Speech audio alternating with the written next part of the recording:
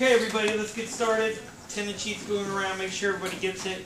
I'll have your second test up on Blackboard by Wednesday. It won't be due for a little while. You can check the syllabus for when it's going to be due. At this point in time, in lieu of a final exam, we're going to have quizzes on the reading instead, which will be on the Waco, Armageddon and Waco. And I'll tell you more as we get closer. As far as the format is concerned, but a couple areas you want to pay attention to. Any theory that is done on Monday, for example, will be fair game for the quiz on Wednesday. So you need to make sure that you get the notes if you're not there, or that you make sure you write notes regardless. I don't want to have a situation where people are not reading. Okay, or I will reinstate the final exam. You really don't want me to, and I don't want to do it either. Okay, I got a lot of things that I got to do. You do too, but I still want to test you on the material. At some point, we're also going to be taking an assessment for the department about things you're supposed to be learning. And in about a week or so, I'm going to have you read the sociological imagination reading, which is one of the areas that they want us to cover. We talked about it a little bit already in that intersections reader, if you remember that one reading on marketing and sociological imagination. So, but I'll go over these concepts before we get to all of that. That won't be for a little while, but it is important for the school and the department. They want to get a gauge of what people are learning in sociology. The readings for Wednesday, there are 2 articles up on Blackboard. One is on smoking, television and youth smoking, and the other one is on R-rated movies and drinking. So we will talk about, we will again continue our focus on the media and young people, and the media acting as a proxy educating agent or a reference group as well, influencing people's opinions, attitudes, and potentially behaviors towards certain things. Obviously this doesn't occur in a vacuum, but the media is one of many elements, a social institution that does implore people and offers people advice or arguments to one side or the other of an issue, or at the very least wants to implore you to act in a consumer-oriented way by buying things. Anyway, so make sure you know where those are on Blackboard and you read them for Wednesday. So to start out, though, for our today we're going to be talking about race in media and racial portrayals and stereotypes and the power that particularly television has to shape our views. And I'm going to show you a few video pieces seen from Crash, and then we're going to watch a skit from Dave Chappelle Show and discuss whether or not this is satire. He obviously is an entertainer and did it for ratings and for money, but also an attempt to make fun of and ridicule racist ideas, stereotypes, and racist people. But in the end, after we watch it, we will discuss whether or not this was enhancing or reinforcing already pre-existing racial stereotypes, potentially introducing some people to racial stereotypes, or is it really an attack on the taboo of racism itself? The other class I had this morning came to an interesting conclusion, which we'll discuss after we discuss it with this class, about what was the true intention that Dave Chappelle intended with this skit called The Mad Real World. Now before we get to that, we're going to talk about the readings a little bit and connect it to the material, the audio-visual material I'm going to show you. So one of the articles you were supposed to read today was entitled, Does Television Shape Ethnic Images? So what were some of the conclusions, what were some of the ideas, interesting findings that you found? Let's first start out talking about what was the methodology of the study, who did they look at, and how did they do it? And you can look at a copy of it. Yes? I know our main focus was Archie Bunker from All in the Family. All right, so that was one thing. Who were they studying? Whose opinion did they get? They asked questions of people. Give me an idea how many people they asked and where these people were and what their racial makeup was. Yes? In the high school in Howard Beach. Right. So it's like diverse. Right. so that's in, I believe that's in Queens, isn't it? Howard Beach. Yeah. Did it say what high school specifically? No, she said high school, public high school. Okay, and did it say how many people they interviewed? 1,200. Okay, and did it break down the racial percentages? It contained a multi-ethnic population with large numbers of Black, Hispanic, and Italian American students, and smaller groups of Irish and Asian descent. Okay, and one of the ideas here, one of the concerns that parents, governmental groups, moral people organizations that support moral issues or awareness of moral issues, try and suggest that the media has large impacts on our value system and our behavior. Other people suggest that there's no way that the media has any real strong, lasting impacts. For example, they would say, look, the average American child sees 10,000 murders before the age of 12 on television, and yet the murder rate in this country has been going down.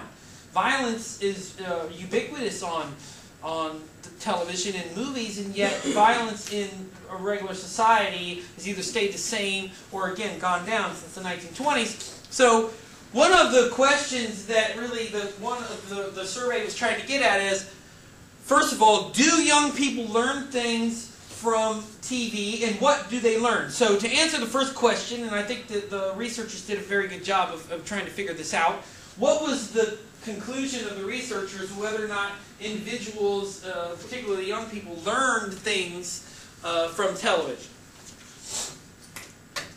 Did they say they learned things from television? It's on the chart at the bottom of the page. Not really. I mean, it was like You sure about that? no, it was a good percentage though. They said it was like around like 30%. What racial category said that I learned from TV the most? Black. What percentage? 51%. And if you read the other article, let me show you this. So, okay, so if young black people, and the percentages I think went from about 20-something, I think, for Jewish students, and up to about 51% for black, and everybody else was in between. So at least a third or more, if not half of young people are saying they're learning a lot from TV, and they're learning about people that are different from them, and also about themselves. So here is the other article you were supposed to read, which is about what? It was two. They were testing out two main things here. Really three on some levels, but two main things. How news affected the way people perceive crime and victims of crime? Right. And one of the ideas here, so the first idea is this idea of how your own news viewing habits would view how you connect, for example, black perpetrators with crime, how you would view that. Negatively, positively, would you be angry, would you be fearful? And one of the reasons why they asked that question is that studies in the past have shown that African Americans and Latino people in particular are portrayed more consistently and in a much more vicious and negative manner than whites and Asians. Arabs is their own story. They get accused of blowing buildings up, not just robbing people at gunpoint. I mean, they get accused of abusing women, on and on. Okay, I mean, we could do a whole class on how Arab Americans get the shaft in media. But again, let's pull to something that I think most people are more familiar with. Most of the time, Arab Americans don't exist on TV or in movies. And again, if they do, they're terrorists or lunatics or sheikhs with 15 wives or something stupid like that, really. But Hispanic and Latino people who are about 28 to 30% of the entire U.S. population get portrayed in this manner according to the content analysis done on this other article. And the other part of the article not only wanted to determine what role heavy or light news viewing had on people's view of a story, whether or not the perpetrator was black or white, but also skin tone. Not only black or white, but light-skinned black people versus darker-skinned black people. What they found out was that skin tone mattered. Okay? Also, one of the other things they found out, and this is important for what we're going to be talking about when we get to the Chappelle Show stuff, is that people's prior experiences or lack of experience or pre-existing racial attitudes and beliefs, racist attitudes and beliefs, had an enormous impact on whether or not people even watched heavy amounts of television news, but also whether or not they made this connection between people with dark skin and fear or negativity. So here are some of the studies in the beginning of the article that they discussed that will back up what some of the... If what the point is here, if what is being said here is true, then if we combine the findings of both articles, that one, young people, particularly African Americans, not just males, but are learning a lot. 51% say they're learning a lot from TV. But blacks and Hispanics are being portrayed in a very negative manner. One of the concerns in that article was not only how white people would view black and Hispanic people, but how who would view black people. Yeah. That black people themselves would absorb this behavior, a sort of self-stereotype, sort of like similar to the self-sexualization. Right? And somebody in my earlier class said, and he was an African-American male, he said the reason why he thought the Chappelle Show thing was funny and that it was somewhat reflective was that he knew people that had acted like that. And that may be the case. And all stereotypes have some kind of grain of reality to them. There's no doubt about it. Okay? Or else people wouldn't be shocked that Jeremy Lin can play basketball, would they? If there weren't stereotypes, nobody would even look the other way.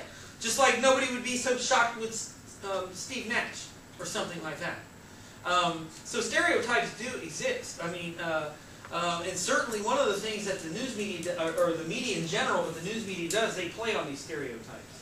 For example, this white soldier right here killed 16 people. 9 of them were children. And yet, do they make him out to be a demon? Do they put the names of his victims on them? No. They're asking, how our Bobby could have turned into a murderer?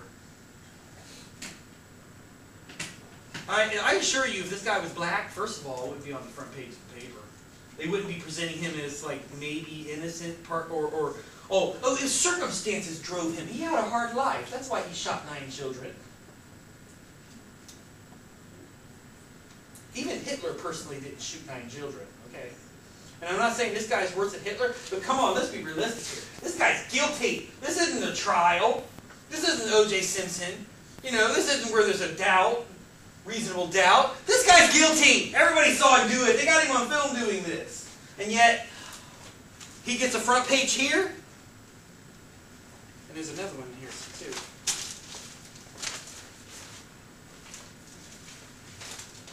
No, I thought there was. I think it's on the inside. Where it's like, how could Bobby go wrong? How could a suburban white guy go crazy and shoot 16 people? Like it would never happen. Like, oh, no serial killers have ever been white. Nah. Try 85% of them. Right? I mean, the ridiculousness of the way this gets treated. Just like, similarly, everybody, people in the news media bothered Michael Vick about his sexual behavior, and they bothered Ricky Williams that he has like 8 children and 4 different women. But nobody bothers Tom Brady about the fact that he has a child with his first, whatever he calls these women in his life, and that he has no contact with that child whatsoever. You think that was Donovan McNabb they let him go on that? I mean, seriously.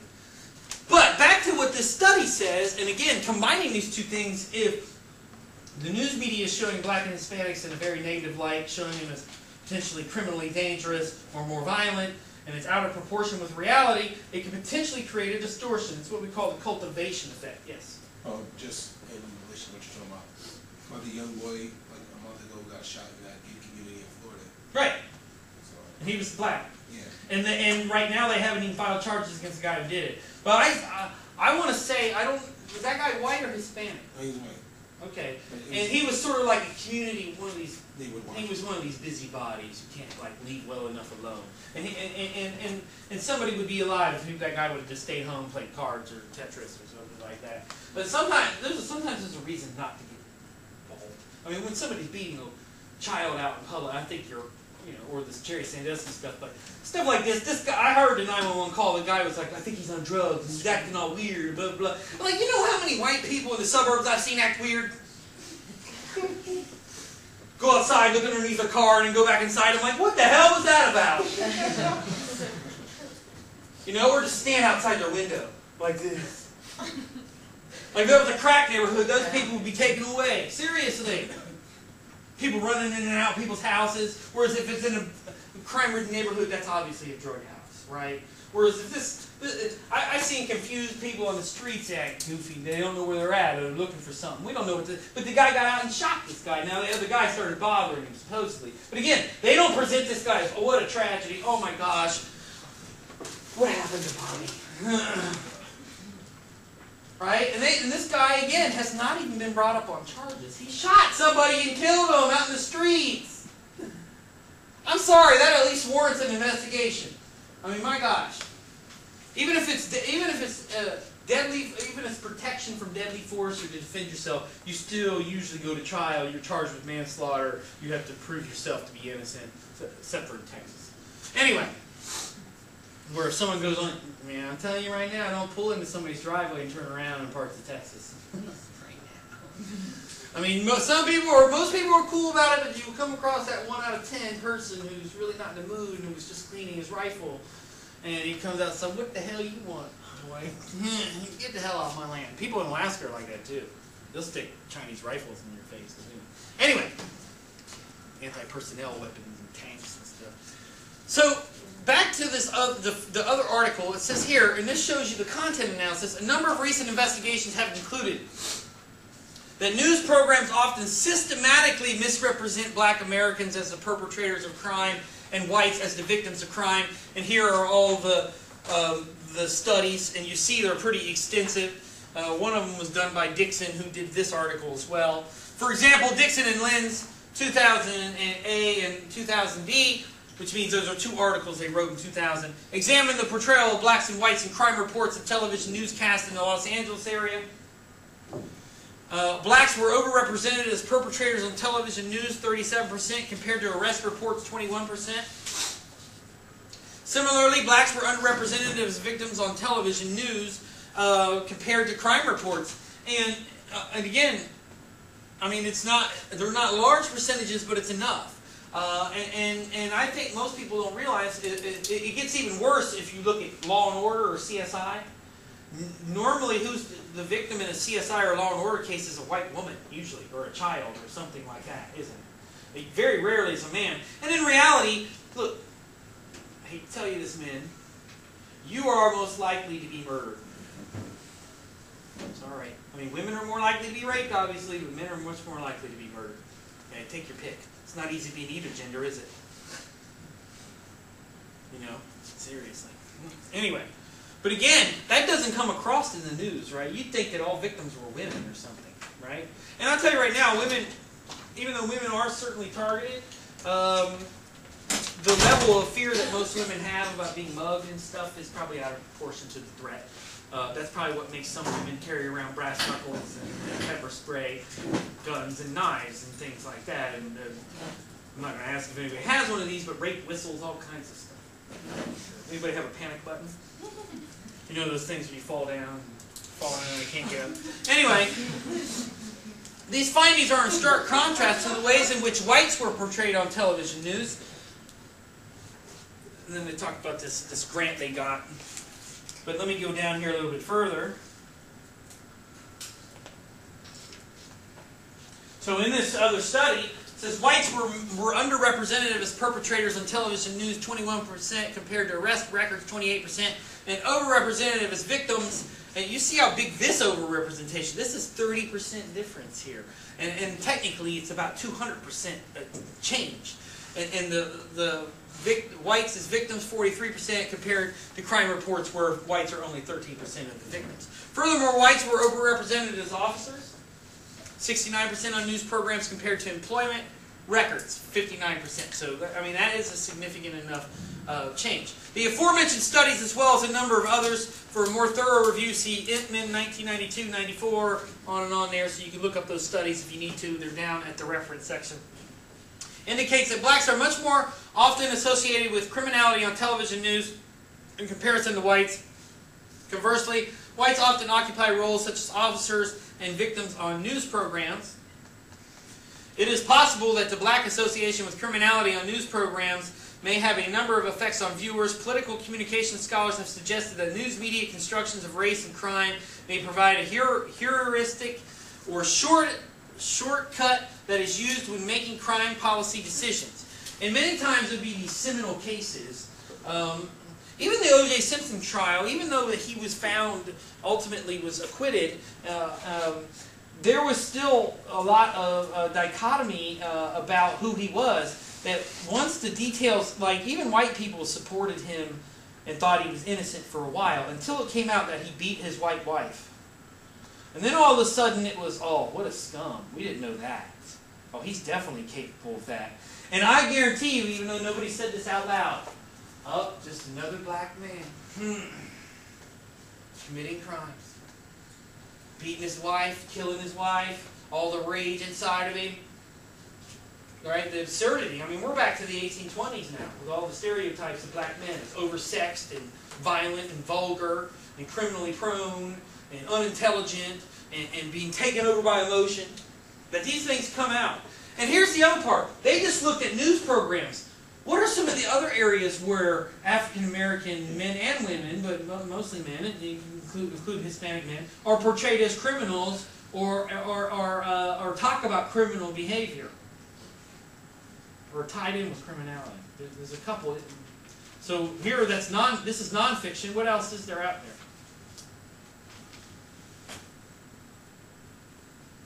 So nobody thinks it's funny that Denzel Washington won an Academy Award for playing a crooked cop who made a white guy smoke PCP-laced weed and then shot another guy, right? And then in the course of the movie, you find out he stomped the Russian mafia guy to death in Las Vegas. Nobody thinks that is a coincidence. Why wasn't that Bruce Willis that did that? Why didn't they cast Bruce Willis as that cop? You got to think about that.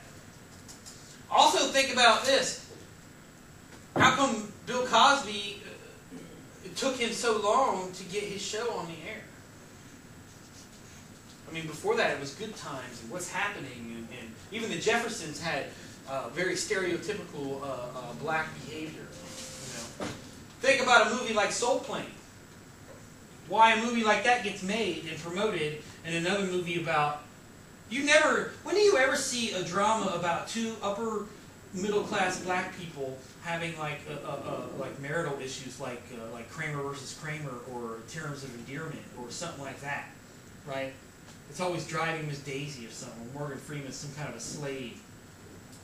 Okay, think about it. Name me a drama with two black people in it or a couple Hispanic people in it where there isn't some kind of violence or drugs or somebody's beating their wife or something like that.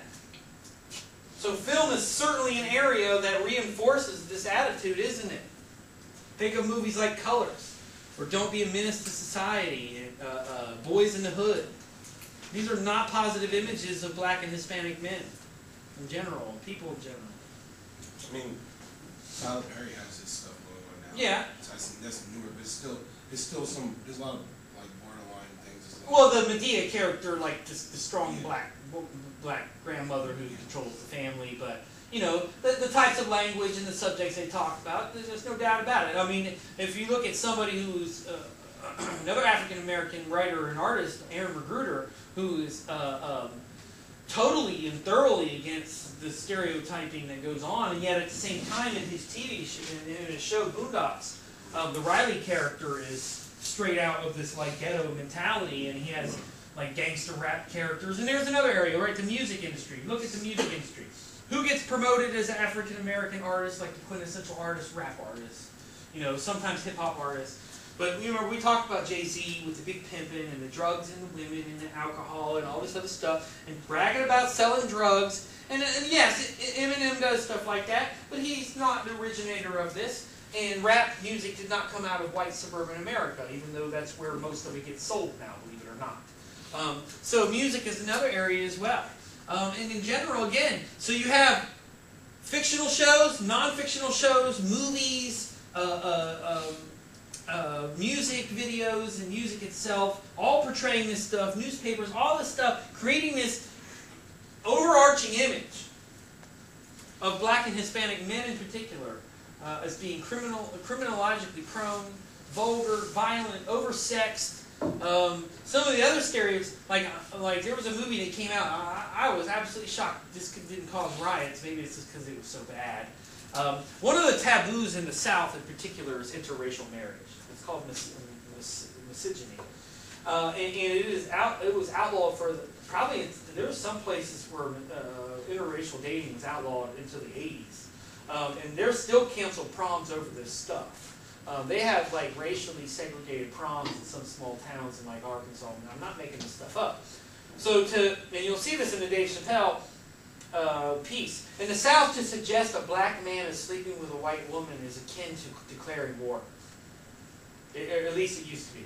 Emmett Till, who was killed by the Klan, and they were sheriff people and all this stuff. In 1954, he was from Chicago. He went to visit his, I think it was in Mississippi, went to visit his relatives, and he whistled at a white woman in the store, and I think gave her some money or something, and they were just going to beat him up and teach him a lesson, but he couldn't. Supposedly, the people said he couldn't keep his mouth shut, so they eventually ended up killing him. But that's all it took in the South. And they made a movie with Samuel L. Jackson and Christina Ricci called Black Snake Moan, where he put a chain around her waist and locked her up in his backyard.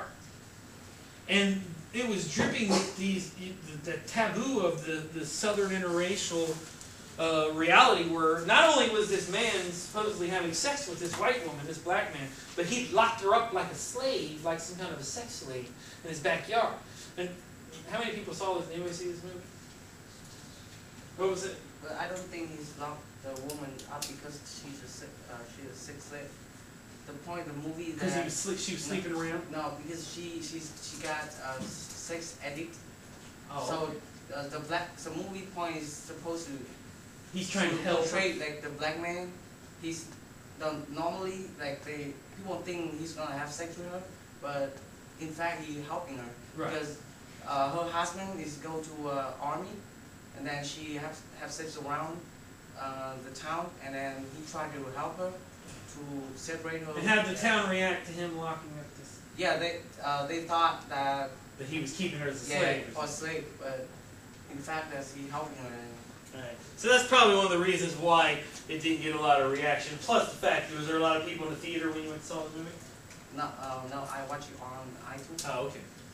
But again, it's not. If you looked at Wikipedia, somebody look it up on Wikipedia. Look up Black Snake Moan. It probably couldn't have made more than $20 million. I mean, really, seriously. What's so funny is Samuel L. Jackson did right around that time made Snakes on a Plane, and that probably made 4 times. Anyway, so snakes don't get a good perception in the media as well. Anyway, so again, so one of the things that they're talking about here is that these perceptions that are out there not only impact people's stereotypes, but just as importantly, they impact the way people view punitive crime laws as well. Yes, what did it say? All right. First of all, it says 4 million in opening weekend. Which that's not too bad, but still, John Carter made 70 million. Yes, and it's like 11 million total. How much did it cost to make the movie? 15 million. See, so they lost money on this. I hope Samuel L. Jackson cashed a check as soon as they gave it. They probably, sometimes these big Hollywood actors, they'll offer them part of the royalties. They'll be like, hey, we'll pay you $500,000 now, and then you can get 5% of the gross profits. In a movie like that, you're not getting anything. Although I wouldn't make Samuel L. Jackson mad. He looks like he probably would kick somebody's ass. Yeah, he's the one with the purple lightsaber in Star Wars, though. Although he did get killed by Anakin Skywalker. Anyway, all right. So let's go back to the other article and look at what it says. So we have this idea that television, at least according to these content analysis, shows, they just focus on black, but I'm telling you right now, look at him. Name a sitcom with, other than the George Lopez show. Name a sitcom or a talk show or a reality show that shows positive images of Latino people. And don't give me J-Lo on American Idol. Because there's a lot of Puerto Ricans that go, you know what, don't tell anybody you're Puerto Rican. Think about it, seriously. I said George Lopez already. I watch Modern Family. Okay, so there you go. But she's married to a white man. She's powerful, though. Isn't she married to Yes. Ed O'Neill? An old guy. Yeah. What's her name again? Oh, now I got nervous. Sophia Oregon. Yeah, that's it. Does anybody know where she's from? Is she Colombian? She's Brazilian. Okay. But is she portrayed as sultry and sexy and all that? So there you go. Right? You think that I don't know how Brazil's economy is growing, because if you watch the newspapers, all they do is have sex. That Brazil is totally obsessed. That's one of the stereotypes of Latin American people, isn't it? That they all know how to dance, right? The salsa or whatever it is, or the merengue, and they'll steal your wife if you don't watch it, right? Or they'll steal your husbands too. Like that actress, she came to this country and lost her accent, and then for that part, she gained her accent back. Reminds me of J-Lo when she was on Living Color. She was white as a sheet, and then all of a sudden it became cool to be Latin American, and then she got all. I'm telling you, go look at the In Living Color, the old episodes of it, and you will look at J-Lo and it's like, who's that?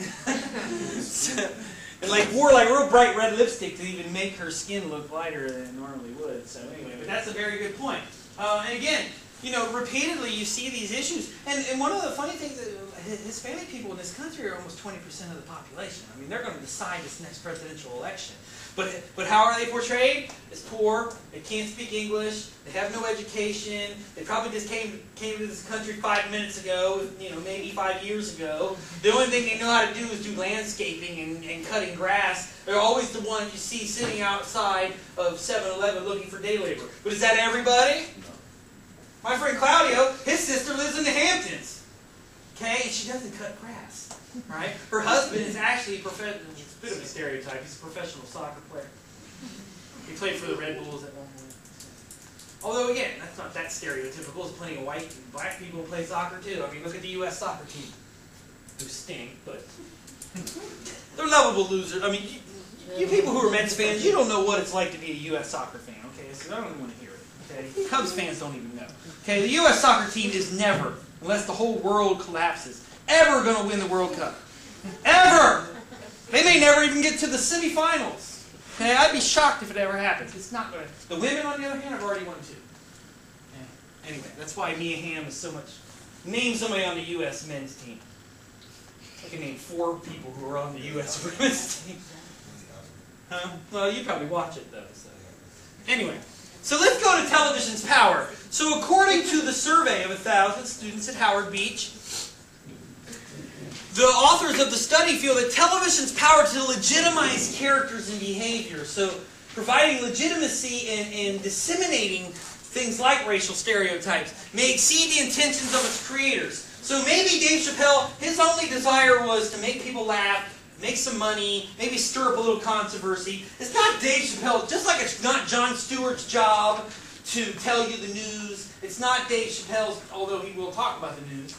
It's not Dave Chappelle's job to end racism in America, is it? He's a comedian. All right, let's be realistic about this. Let Barack Obama or the NAACP or a bunch of liberals or whoever or just concerned citizens of the United States, no matter what race, deal with ending racism. Okay? And I can tell you, Dave probably knows what I know, that you don't probably end racism by using the N-word 50 times in one skit. And using it casually like that. And if you remember, Dave Chappelle's show was on roughly about the same time. Anybody ever seen Michael Richards' rant at the Comedy Store? Maybe I'll show you that if we have time. Okay? This is the dangers of using the N-word just like willy-nilly. Or it's like some kind of a place marker. Or the way somebody would say the F word. Right? Like there's this, in certain situations with certain people, cuss words just come out of your mouth. They're just placeholders. Like when you're at your bar with your friends, MF that, and F this, and man, SH that, and blah, blah, blah, and on and on and on, right? Hey, John McCain claims, because they had this Game Changers movie come out, he claims that they portrayed him as having a filthy mouth when he really didn't. John, you were a fighter pilot in the Navy, dude. You were in a POW camp for 5 years. I don't really think I'm that concerned about you having a filthy mouth. I'd be scared if you didn't, okay? I would be concerned. I remember I heard a businessman once say, I don't trust a man who doesn't cuss in public. So, like, the idea that the N-word is just a cuss word, I think, is a mistake. And also using it very casually and legitimizes it for white people to where they can use it. And there was actually one skit where Dave Chappelle played a blind racist named Clayton Bigsby, and he was right next to it. He's blind, and he thinks he's white, so he was in the Klan. But everybody else saw him as a black man. And so he pulled up next to these white suburban kids who were playing loud rap music, and he goes, "You N-words, turn that music down!" And instead of getting upset that he called them niggers, they turned around and said, "Did that guy just call us niggers?" And they were like, "All right!" And he slapped each other 5. Like that it's becoming like the N-word is not what it's changed its meaning, and for some people, for older people to hear that word come out of someone's mouth, whether you're black or white, is a terrible thing, because that word is tied up in violence and emotional damage that people do to each other. But so that's a very important element of this, that maybe just because Dave Chappelle didn't intend to reinforce racial stereotypes doesn't mean that that's not what's being taken away. And here's the example. This is reminiscent of some troubling findings that emerged from studies of All in the Family. And All in the Family was a show in the early 70s and into the mid-70s that was about a head of a household played by Carol O'Connor, who was a racist guy, and believe it or not, next door to him moves into the Jeffersons. That's where that TV show got its start, was through the Jeffersons. And like the whole world's changing around him, and his son-in-law is a liberal, and all this other stuff, and it drives him crazy. And the goal of the show was to make Archie Bunker's character to look bad, and to ridicule and make fun of racist behavior.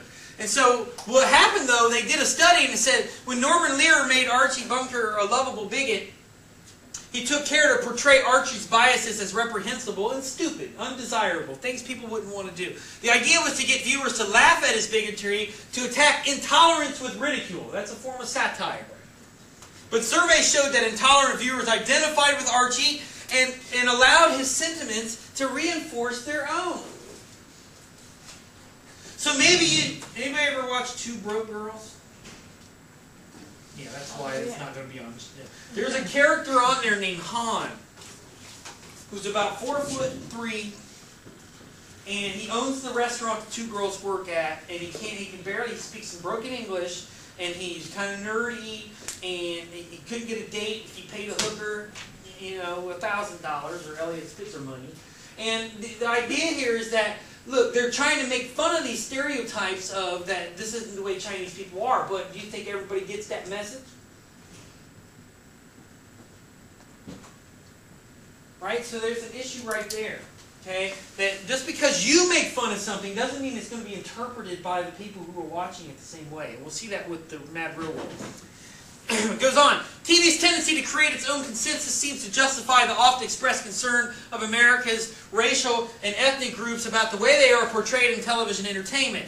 There is ample cause for concern, while research shows that television holds no magical power to change firmly held beliefs, meaning it's not going to turn you into a racist or turn you into a non-racist if you're not one of those things. Or if you're a Republican. Watching TV is not going to turn you into a Democrat, I'm telling you. Okay, you let a Democrat watch Rush Limbaugh, they're actually going to be more of a Democrat once they get done watching Rush Limbaugh, and they'll probably need to want to bust their eardrums or run out of the room eventually. Again, but if people are maybe already feel that way and they're exposed to information that allows them to legitimize that feeling, it's much more like, for example, let's take something like misogyny, attacks on women. Maybe if you express this out in public or your workplace, you'll be roundly ridiculed, but on TV, all right? Like, for example, most of you have seen The Big Bang Theory. Is Penny's character stereotypical? Is that a good portrayal of women? Or is she a complete idiot? Bleach blonde moron who doesn't have a real job and thinks she's going to be an actress, even though she has no talent. Right? Where it is wrong to express, hey, blondie, bubble-headed blonde at work, right? It's cool to say that in your own home or at a bar. And what the TV does is that it gives people islands of acceptability where, okay, at work it's not right to say blondes are stupid or women are stupid. But at the bar, oh yeah, it's all day long. With my friends in the locker room, yeah, all day long. When I'm watching TV, all day long. And that's one of the issues here. While research shows that television, blah, blah, blah, it can add powerful reinforcement to attitudes already held. For example, one study demonstrated that prejudiced viewers see Archie Bunker as an admirable character. It is only those with more tolerant attitudes who realize that Archie is actually the focus of humorous disapproval. This role of television as a reinforcer and crystallizer of existing attitudes are significant. Even if few people actually form their opinions of cultures or races based on what they see on TV. But if you live in an area where it's racially homogenous, and the only contact, let's say you're white and you live in Minnesota, the only contact you have, or the only knowledge you have of non-white people comes from television and the movies and music, you can pretty much guess that this person's going to have a slanted view of race. Now, it might not last long, because they may go and meet somebody at high school or in college, or whatever, and their opinion changes. And I think most people are somewhat suspicious of the portrayals on television anyway. Most people know that this is a fake reality, which still drives me, I find it interesting that people are shocked when people like Tiger Woods come out and admit to being degenerates, or admit that their public image is not who they really are. I mean, people can criticize Charlie Sheen all you want, but does Charlie Sheen pretend to be a good person? I mean, you can call him, you can not want him around your kids, say he's a bad role model, but he's not trying to pretend, he's not being Elliot Spitzer, trying to pretend to be righteous and moral while he's paying $5,000 for sex. I mean, the lack of financial literacy and sense alone that it suggests to pay $5,000 for sex. I mean, I would smack him right now. Back of my hand. Smacking's too good for this guy. Okay? Not only that, worst of all, he got a TV show on CNN for a little while, and nobody wanted to watch it because part of the reason why he didn't want to talk about the hookers. And I think most people were like, dude, if you're not going to talk about the hookers. I mean, look, your hooker went on 2020 with Diane Sawyer, buddy. You never did an interview about the prostitution. You need to go out there and talk about it, okay? Maybe it just doesn't feel like it. I would say that's the end of your career. So you go home and you collect your money out of your daddy's trust fund and don't bother the rest of us real people who are willing to admit when we make a mistake. Anyway. If the audience views certain ethnic and racial groups in a negative manner and television portrayals confirm those images, then TV entertainment may be reassuring those people that their images of certain ethnic and racial groups as foolish, lower class, inarticulate, or criminal are correct. And it also lends to this reality that, oh, out in public, it's wrong to express racial stereotypes. But in reality, a racist person will tell you racial stereotypes are more true than people want to admit. You people live in denial, that's what they say. You'd be like, go look at the prison figures yourself. See what percentage of Hispanic and black people are in jail. Look up the statistics to see how many African American males have felony records. That's what they'll tell you. But again, does that mean just because 25% of a racial population is doing an act or is engaging in an act, does that mean, think about the stupidity of this. If the rest of the world judged America on what 25% of us did, do you think that'd be fair? I mean, that's not even close to a majority, 25%. That's essentially what the terrorist groups were doing. They were blaming you for stuff the U.S. government was doing, which is less than 25% of the population. But if you look at it, look. Take any stereotype you want, racial, gender, regional, whatever.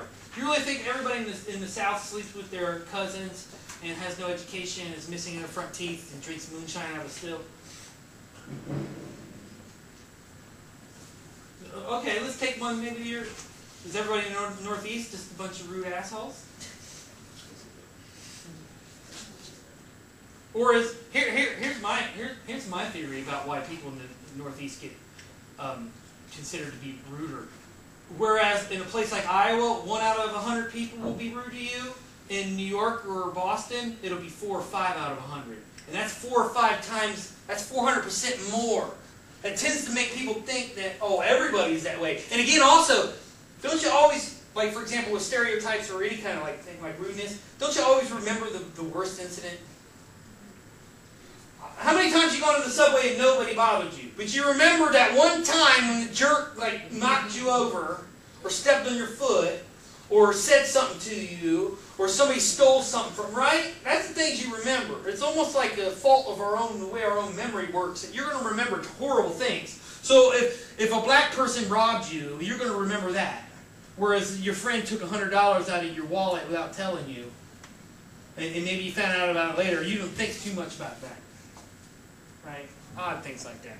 Anyway. Here's one last thing, and then we'll go on here. Many have also expressed concern that negative stereotypes may particularly affect the members of those groups portrayed by giving them a negative self-image. The absence or low status of their television counterparts may encourage them to limit their own aspirations. So what they're saying is, if people of a certain ethnic group are portrayed consistently, persistently as criminals, as being poor, or being stupid, or being uneducated, or the only way out of the ghetto is through basketball or something like that, then that will impact people's aspirations.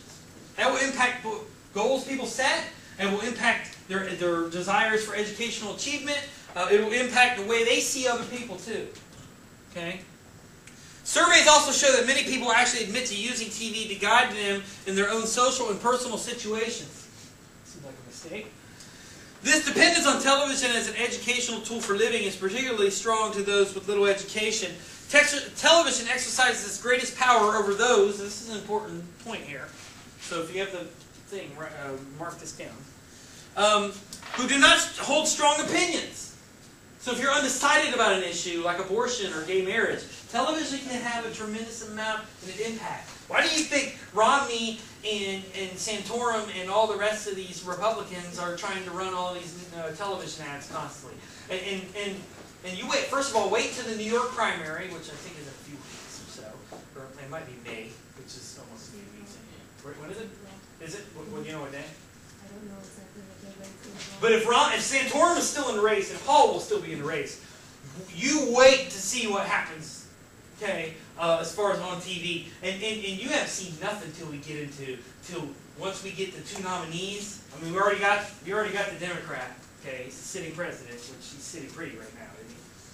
Supposedly his NCAA tournament bracket's going pretty well too. Anyway, okay, but if it's Romney and Obama or Santorum and Obama, I'm telling you right now, you're going to want to leave the country just to get away from these ads. It is going to be non-stop.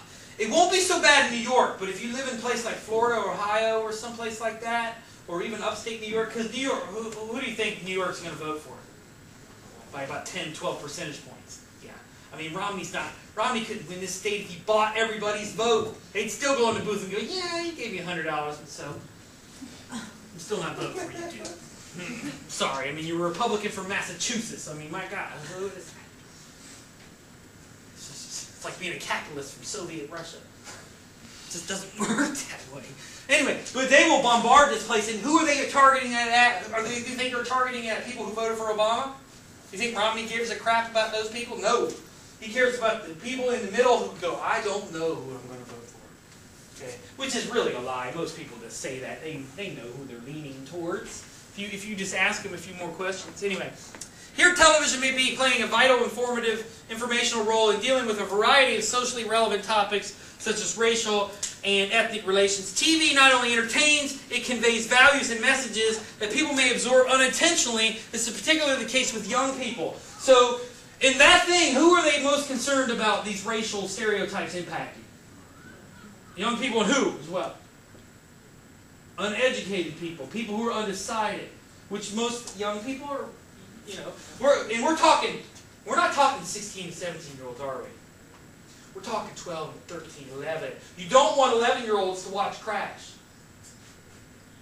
Right? You don't want them to watch Cheech and Chong, do you? Or Superbad. Or Project X, which, by the way, somebody already died trying to imitate the garbage in that movie. Some stupid kid, I guess, tried to jump off the roof or something like that.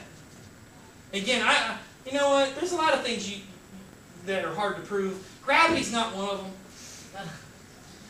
I always try to give people that example of like whether or not you believe in something. Like, I can't see gravity, but I know it exists. And if you want to challenge it, you can go right ahead, but there are ramifications for doing so. So anyway, that's why I always tell people about TV. You can sit there, you don't have to believe this. You don't have to believe that TV's having any effect. But I doubt you're going to let your kid your 10-year-old kid sit down and watch Saw. Are you?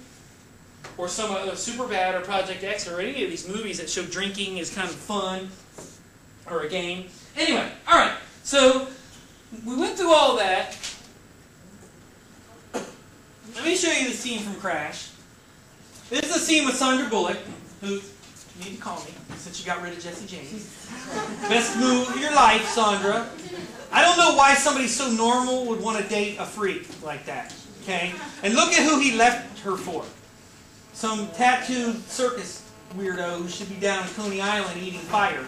Or something. Have you seen this woman? There's not a spot on her body that doesn't have a tattoo on it. I think she's got her tongue like cut down the middle or something. This is odd.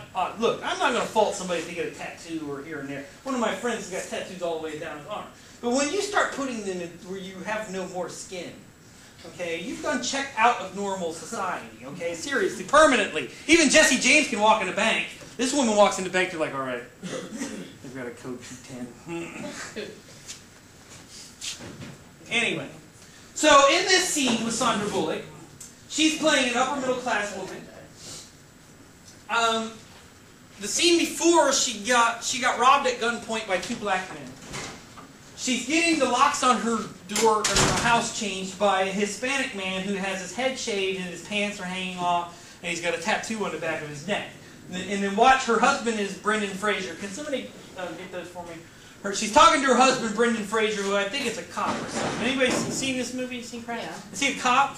Is that his point? Or like a lawyer or something? But before the scene, she gets robbed, though, right? Now watch her reaction to what's going on.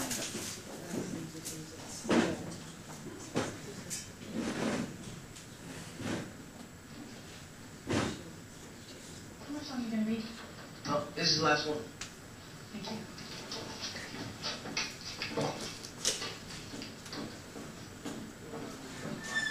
Orders listen to police calls? I need to talk to you for a second. Just give me a minute, all right? Find Flanagan, will you? Now. Yes, sir. Yes, honey? I want the locks changed again in the morning. You want? Look, why don't you just go lie down, huh? Have you checked on James? Well, of course I've checked on James. I've checked on him every 5 minutes since we've been home. Do not patronize me. I want the locks changed again in the morning. Shh, it's okay.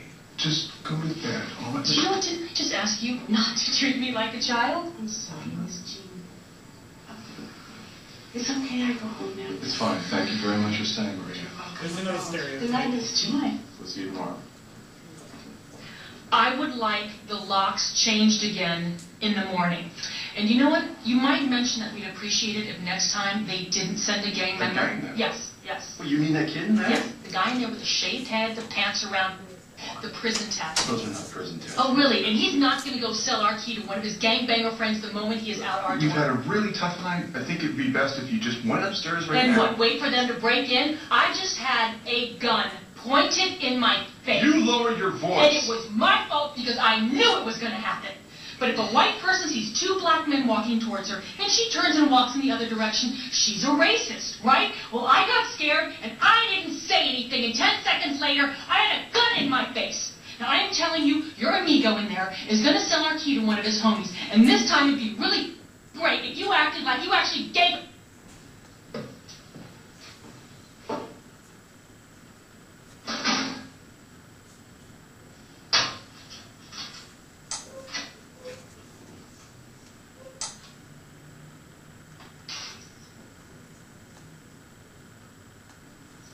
Fear is a little bit like alcohol to some people. It makes people say that what they really feel. Fear, anger. What happens after that scene? You have to watch the movie. If we had time, I'd watch the whole movie. But let's look at a piece that is trying to turn these racial stereotypes into a satire and potentially attack them, or some people would suggest to disseminate stereotypes, particularly about African Americans. So this is the Chappelle Show, which is very popular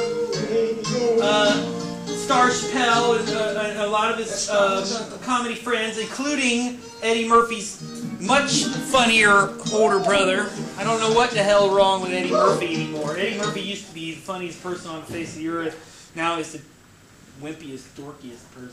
I swear him and Bob Saget changed bodies. I have no doubt in my mind. I think they did one of the Freaky Friday things or something like that, where they like held on. Turn on the TV. What you want to see? And now, more man real. So Chappelle's reasoning for making this parody of the real world was his concern and sort of anger at the fact that they would many times put one black person in with a bunch of what he termed quote-unquote crazy white people, and then try to act like the black guy was crazy, there was something wrong with him. And so he said, I wanted to turn this around on the producers of the real world and put one dorky white guy in with a bunch of crazy black people to see how they would react. And again, his purpose for this is to create comedy and laughter and get ratings. It is not to be a social experimenter or to change society.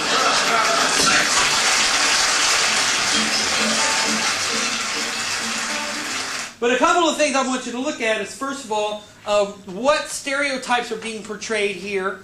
Okay, and on top of that, what age group would this be appropriate or inappropriate for, or should there be this orientation or concern about age? And on top of that, did this reinforce stereotypes, or did this attack stereotypes, and who, and would it differ based on who is watching it? So here we go.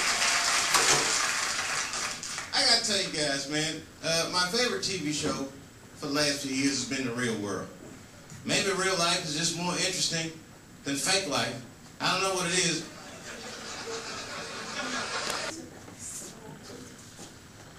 And she slept with both of them, right? Remember at the end, and Tron said he slept with her too. Okay? But the fact that he had friends from prison, and did Chad do anything when they stole this woman? No. So, giving the impression that white people are meek and weak and nerdy and won't stand up for themselves. And you remember he kept using words like, and the way Tyree was looking, it wasn't appropriate, right? Like those types of words instead of, you son of a bitch, you stole my woman, you're gonna die, right? Yeah, like no white man has ever said that, right? No white man has ever committed a crime. There's no lazy white people, are there? Nah. It's called the Congress. And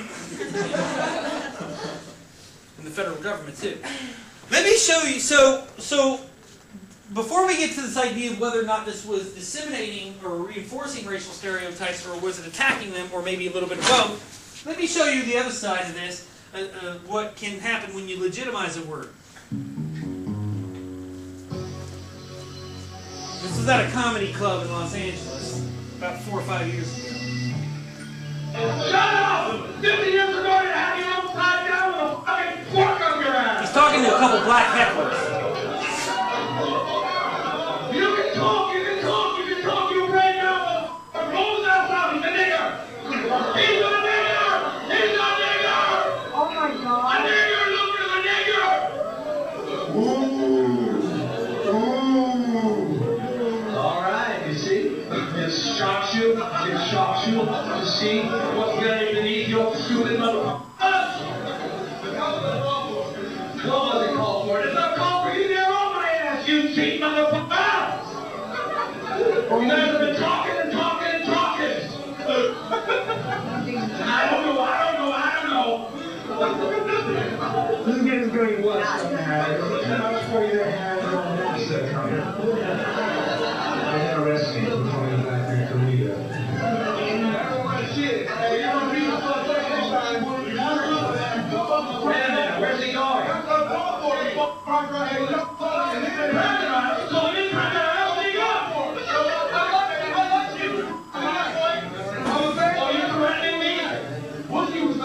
Oh, it's a big threat. That's how you get back at the man. No, drug problem. Wait a minute, he's not going here, Jason. You're not funny. That's what you reach at. Never had no show, never had no movie. I'm not doing that here. Oh, I guess you got me there. You're absolutely right. I'm just a wash-up. Gotta stand on the street. Absolutely, man. See, we had it. We had it. That's what I'm going for. Oh, that ain't necessary. Well, you interrupted me, pal. That's what happens when you interrupt my man. Get out.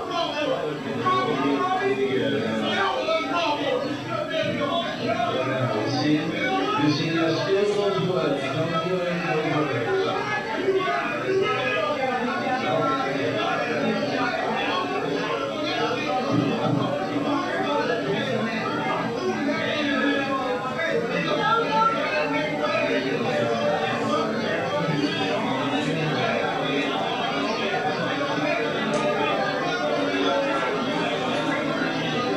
Here's the apologize later.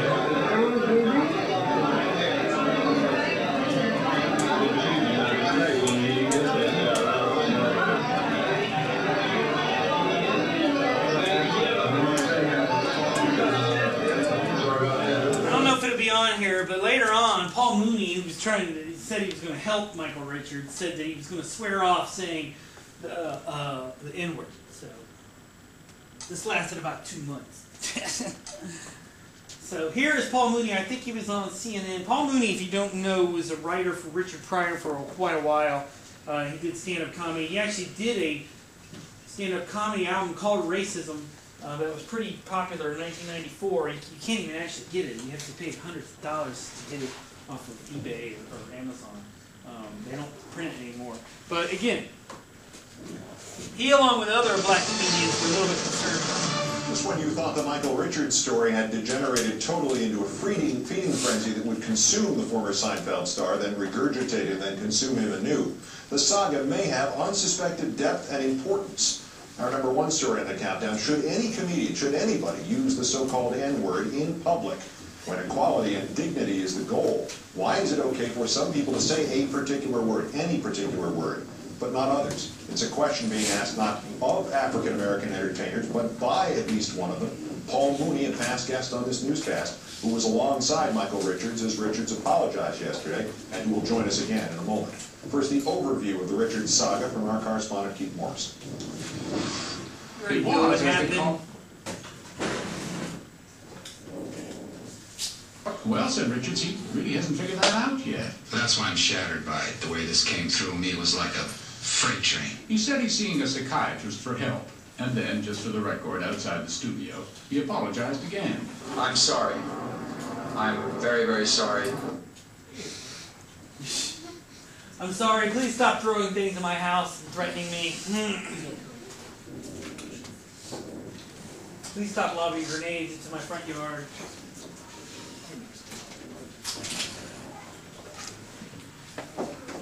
Tonight, Paul. Oh, thank you. So this brought up in your mind the appropriateness of anybody using that word or words like it on stage? Yeah, as far as the apology, I mean, when I've known Michael for over 20 years, and the apology on David Letterman was a 2. What he did was a 10. The apology didn't match what he did on the stage. And he's got some penance to do, and I've talked to him privately in a room, and I'm convinced that he's truly sorry. He regrets it. He didn't know he had these feelings, and they came out. They were suppressed, I guess. It wasn't a comical performance. It was a mental breakdown. This is crazy. Yeah, like Mel Gibson spouting anti-Semitic crap in the back of the police car. That was a mental breakdown. Look, I've seen plenty of people have mental breakdowns. Most of them don't start shouting racial epithets. He didn't want me to leave the room, and he was really sorry. And he didn't want you to leave the room because he thought they were going to kill him. He had said that some white people had told him that they agreed with him and that they were behind him. And I'm sure he got the Klan probably called him up and said, "Thank God someone said it out in public." He knew that wasn't him. And there was a whole they probably made him like the honorable head of their next meeting. He wanted to hurt them, and he went through a lot of crazy stuff. And I'm not making excuses for him. What he did was horrible. And I mean, I've used that word, but differently. And I wrote for Richard Pryor for 32 years, and Richard used the word, and we wanted to not give the word power. We wanted to depower the word. And blacks in the community use it in a different way, and the hip-hoppers use it. And I was caught up in that, and so now I'm reformed, and I'm a recovering N-word alcoholic. Yeah, and then you So relapse I've been 2 months there, and later. I've done that, and that's the first time I was outside of myself, because that video put me into such shock about the word. Such evilness, and it was used as a weapon, and the weapon was powerful. It was like a nuclear blast, and I don't want to be connected with that sort of evil. All right, we'll stop it there. We'll continue a little bit with the debate by the Chappelle Show on Wednesday. Make sure you watch those videos on smoking and drinking and R-rated movies.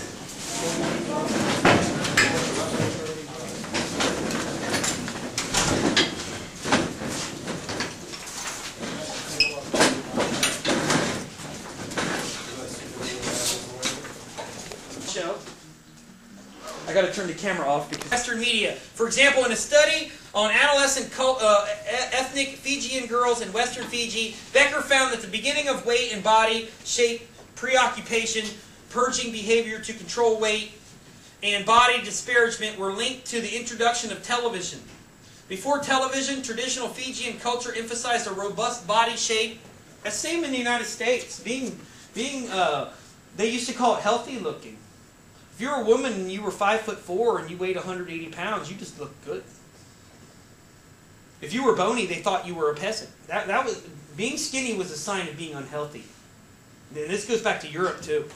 Okay, have you ever seen Henry VIII? One of the reasons why he was, other than the fact he was a glutton. This was for men and women. It was a good. You didn't want a skinny king. That meant